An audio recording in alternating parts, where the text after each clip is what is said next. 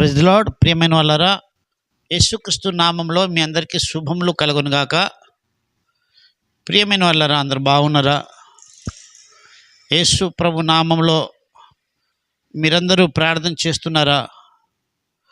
ప్రభు నామాన్ని బట్టి ప్రార్థన చేయ వారందరూ రక్షించబడతారని వాక్యం సెలవిస్తుంది. ప్రియమైన వాళ్ళారా, అయితే ప్రార్థన మనము ఎప్పుడు చేస్తాము అంటే, మనకు అన్నీ బాగున్నప్పుడు మనం ప్రార్థన చేస్తాము. తర్వాత కొన్ని శోధనలు ఉన్నప్పుడు కూడా ప్రార్థన చేస్తాము. ఒక్కొక్కసారి ఉపవాసం ఉండి కూడా ప్రార్థన చేస్తాము. మరి విజ్ఞాపన ప్రార్థన చేస్తాము. అయితే పరిశుద్ధ బైబిల్ గ్రంథంలో ప్రతి ప్రార్థనను దేవుడు అంగీకరిస్తాడు. ప్రతి ప్రార్థనకు దేవుడు జవాబునిస్తాడు.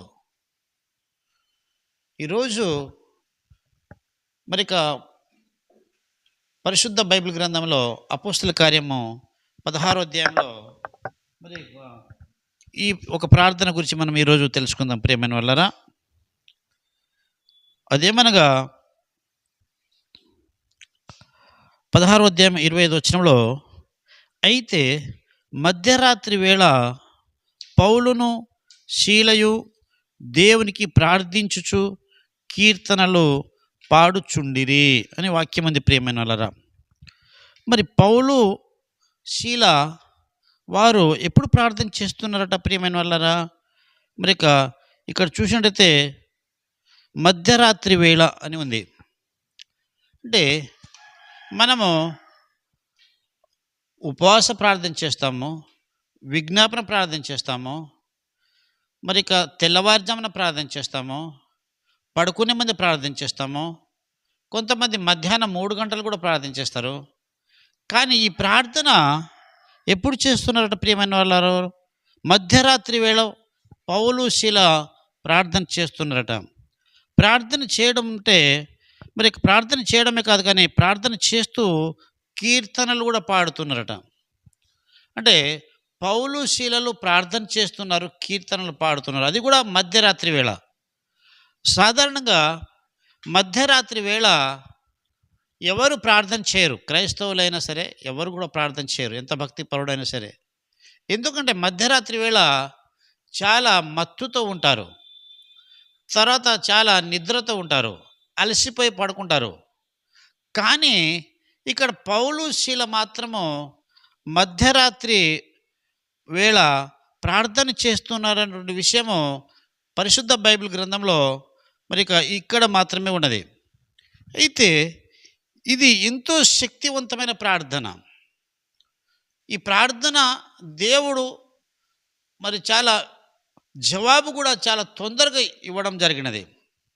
వాస్తవంగా పౌలు శీలలు వాళ్ళు ఎట్టి పరిస్థితుల్లో ఉన్నారు అంటే, వారికి మరిక వారు ప్రభునామాన్ని ప్రకటిస్తున్నప్పుడు, ప్రభునామంలో దయ్యాలు వెళ్ళగొడుతున్నప్పుడు వారిని అధికారులు బంధించి చెరసాలలో వేశారు.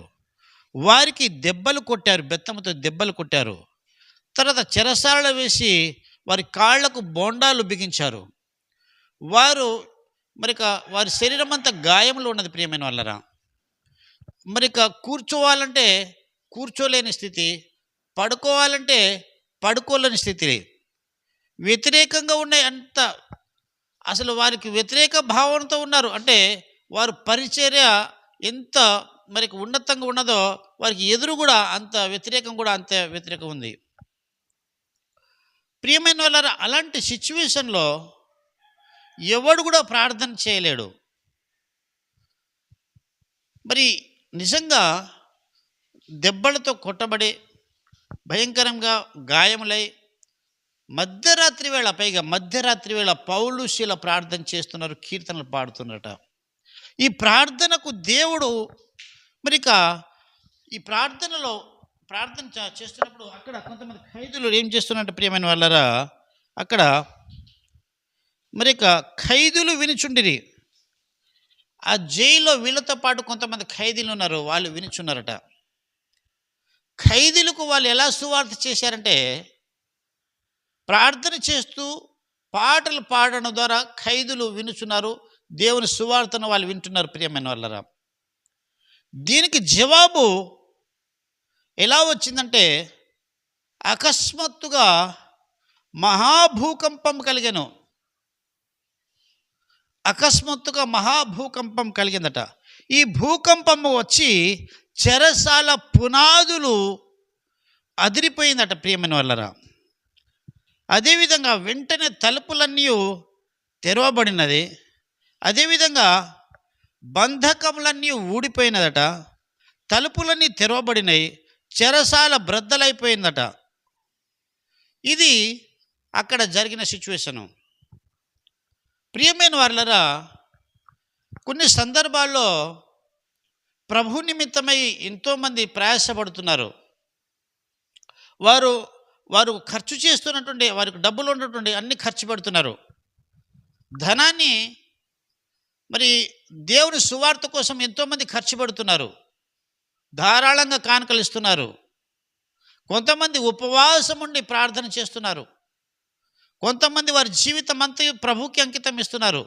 కానీ ఇక్కడ వారు ఖైదీలుగా ఉండి అనేక దెబ్బలు వారు కొట్టినను కూడా వారు మధ్యరాత్రి వేళ ప్రార్థన చేశారు. దీనికి జవాబు అనేది దేవుడు ఎంత స్పీడ్గా ఇచ్చాడంటే అంత స్పీడ్గా బంధకములన్నీ విడిపోయినాయి. ప్రియమైన వాళ్ళరా, నీ జీవితంలో ఎప్పుడైనా వ్యతిరేక భావంతో ఉన్నావా? నీ కుటుంబంలో వ్యతిరేక భావంతో ఉన్నారా? వ్యతిరేకులు నీ మీద రేగుతున్నారా? నిన్ను హింసించేవారు పెరిగిపోతున్నారా? నిన్ను బాధ పెట్టేవారి సంఖ్య పెరిగిపోతున్నదా? నీ బాధలు ఇంకా ఎక్కువైపోతున్నదా? నీ కష్టాలు ఎక్కువైపోతున్నదా? నీ రోగాలు ఎక్కువైపోతున్నదా? నీ వ్యాధులు ఎక్కువైపోతున్నదా? నువ్వు శోధన సముద్రంలో మునిగి తేలుతున్నావా? ప్రియమైన వాళ్ళరా, నీవు ప్రార్థన చేసినట్లయితే నీ యొక్క శోధన, నీ యొక్క బాధలు, ప్రతి బంధకము ప్రభు విడిపించునుగాక. ప్రభు విడిపించాడు. ఖైదీలకు ఏం జరుగుతుందో అర్థం కాలేదు. ఆ జైలు అధికారి ఏం చేశాడు? అసలు ఏం జరిగింది ఇక్కడ? ఏం జరిగింది? అయ్యో, ఈ ఖైదీలంతా పారిపోయారే తలుపు తెరవంగానే అని ఆయన ఆత్మహత్య చేసుకోవడానికి ప్రయత్నం చేశాడు. అయితే పౌలు మరి ఏం చెప్పారంటే, ప్రియమైన వాళ్ళ ఆ చెరసాల అధికారికి, అప్పుడు పౌలు, నీవు ఏ హాని చేసుకోవద్దు, మేమందరం ఇక్కడే ఉన్నామని బిగ్గరగా చెప్పినట. ప్రియమైన వాళ్ళరా, పౌలు పారిపోలేదు. బిగ్గరగా చెప్పాడు, మేము ఇక్కడనే ఉన్నామో, మేము ఎక్కడికి పారిపోలేదు, నీకు నువ్వు హాని చేసుకోవద్దు అని చెప్పాడు. ప్రియమైన వాళ్ళారా, మన దేవుడు శక్తి కలిగిన దేవుడు, మన దేవుడు మహత్యం కలిగిన దేవుడు, మన దేవుడు ఆశ్చర్యకరమైన దేవుడు, మన దేవుడు బలమైన దేవుడు, మన దేవుడు నిత్యుడొక తండ్రి, సమాధానానికి అధిపతి అని ఆయన పేరు. కాబట్టి ప్రియమైన వాళ్ళారా, ఆ జైలు అధికారి ఆయన జీవితంలో ఇలాంటి సంఘటన ఎప్పుడు చూడలేదు. ఆయన ఇప్పుడు చూడలేదు. ఇంత గొప్ప దేవుడా! ప్రార్థన చేయంగానే, కీర్తనలు పాడంగానే గొప్ప ప్రభావంతో, శక్తితో ఆయన శక్తిని కుమ్మరించాడా? ఇలాంటి దేవుణ్ణి నేను ఎందుకు నమ్మకూడదు? వారి బంధకముల నుండి విడిపించాడు దేవుడు. చెరసాల పునాదులు కదిలించాడు దేవుడు. ఇంత గొప్ప దేవుణ్ణి నేను నమ్ముకోవాలంటే, నేను రక్షణ పొందాలంటే, అయ్యలారా, నేను రక్షణ పొందడానికి నేను ఏమి చేయాలి? నేను నా కుటుంబం రక్షించబడాలి. మాకు రక్షణ లేదు. ఈ లోకంలో ఇలాంటి దేవుడు మేము ఎక్కడ చూడలేదు. ఇలాంటి దేవుడిని, ఆ యేసుక్రీస్తు ప్రభులో రక్షణ పొందాలంటే మేమేమి చేయాలని ఆ జైలు అధికారి, మరి అయ్యలారా, రక్షణ పొందుటకు నేనేమి చేయవలనని ఆయన గజ వణుకుతూ అడగడం జరిగింది. ప్రియమైన వాళ్ళారా, అప్పుడు అందుకు పౌలు గారు ఏం చెప్పారంటే, ప్రభు అయిన యేసునందు విశ్వాసముంచు, అప్పుడు నీవును నీ ఇంటి వారు రక్షణ పొందుదురని చెప్పిన. ప్రియమైన వాళ్ళారా, చాలా సందర్భాల్లో ప్రజలు రక్షణలోకి రావటం లేదు. చాలా సందర్భాల్లో సువార్త చెప్పినా కూడా ప్రజలు రక్షణ రావటం లేదు. ఓ సేవకుడా, ఓ విశ్వాసి, దేవుని శిష్యుడుగా పిలువబడుతున్న వారా, నీ యొక్క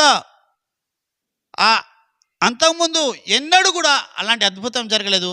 మధ్యరాత్రి వేళ ప్రార్థన చేసినప్పుడు ఆ పరిచర్యలో గొప్ప అద్భుతం జరిగినది. ప్రార్థన ద్వారా శక్తి కలుగుతుంది, ప్రార్థన ద్వారా విడుదల కలుగుతుంది, ప్రార్థన ద్వారా విమోచన కలుగుతుంది, ప్రార్థన ద్వారా రక్షణ కలుగుతుంది, ప్రార్థన ద్వారా సంతోషం కలుగుతుంది, ప్రార్థన ద్వారా బంధకం నుండి విడుదల కలుగుతుంది. ప్రార్థన ద్వారా యొక్క చెరసాల పునాదులు బద్దలైపోతున్నాయి. అపవాది కట్టడంలో కూల్చబడుతుంది. అపవాది రాజ్యం కూల్చబడుతుంది. అపవాది కోట కూల్చబడుతుంది. ఇది కేవలం నువ్వు చేసే ప్రార్థన వలన మాత్రమే. నువ్వు చేసే ప్రార్థన వలన మాత్రమే. నీ కుటుంబ పరిస్థితులు తారుమారైనదా, నీ వ్యక్తిగత పరిస్థితులు తారుమారైనదా, అయినను పర్వాలేదు, నువ్వు ప్రార్థన చేసినట్లయితే ఆ ప్రార్థన శక్తి నీ కుటుంబ పరిస్థితులను మారుస్తుంది. ప్రియమైన వాళ్ళరా, ఆ రాత్రికి రాత్రే ఆ జైలు అధికారి బాప్తిసం తీసుకొని రక్షణలకు వచ్చారు. కొంతమంది అయితే 5 సంవత్సరాలైనా బాప్తిసం తీసుకోవడం లేదు, 2 సంవత్సరాలైనా, 5 సంవత్సరాలైనా, 10 సంవత్సరాలైనా ఇంకా రక్షణ రావట్లేదు. కానీ జైలు అధికారి అదే రాత్రి బాప్తిసం తీసుకొని ప్రభువును రక్షణ పొందాడు. ప్రియమైన వాళ్ళరా, ప్రార్థనలో అంత శక్తి ఉన్నది. మధ్యరాత్రి వేళ చేసే ప్రార్థనలో ఎంత శక్తి ఉన్నదో తెలుసా? ఎప్పుడైనా నువ్వు నీ కుటుంబ పరిస్థితులు తారుమారై బాధపడుతున్నావా, నువ్వు ప్రార్థన చేయి, నీ పరిస్థితిని తారుమారు దేవుడు చేస్తాడు. ప్రభు ఈ మాటలు మన వెనుకడిలో దీవించునుగాక. ఆమేన్, ఆమేన్.